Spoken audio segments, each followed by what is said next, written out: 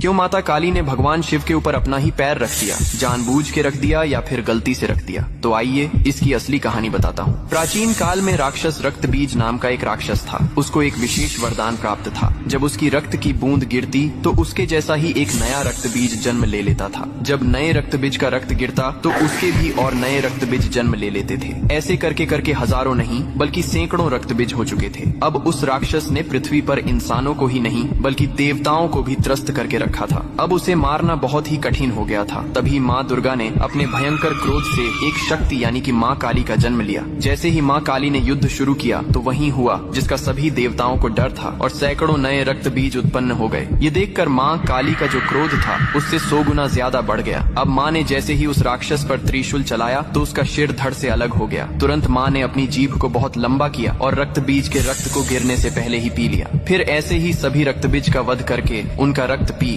कर उनका क्रोध अब 100 गुना से 200 गुना बढ़ गया था। धरती कांपने लगी थी, समुद्र मथने लगे थे, देवता भयभीत होकर इधर उधर भागने लगे थे। तब देवताओं ने भगवान शिव से प्रार्थना की, हे महादेव, आप ही माता काली के संताप को शांत कर सकते हैं। शिव ने देवताओं की पुकार सुनी और माँ काली के सामने युद्ध भूमि में पहुंच गए। लेकिन माँ अपने तांडव में इतनी लीन थीं कि उन्होंने शिव को भी नहीं देखा। तभी भगवान शिव ने स्वयं माता के चरणों में लेट गए। जैसे ही माँ काली का पैर अनजाने में शिव के सीने पर पड़ा, तुरंत उनका क्रोध शांत हो गया। उन्होंने नीचे देखा तो अपने प्रिय पति शिव थे। यह देखकर उनकी जीभ शर्मिंदगी से बाहर निकल आई। इसके बाद शिव ने मुस्कुराते हुए कहा, हे माँ, तुम्हारा यह रूप सृष्टि के संतुलन के लिए था, लेकिन यह रूप अब धरती पर बहुत धाम धूम से पूजा जाएगा। यही कारण है कि तस्वीर में और मूर्तियों में माँ काली को शिवजी पर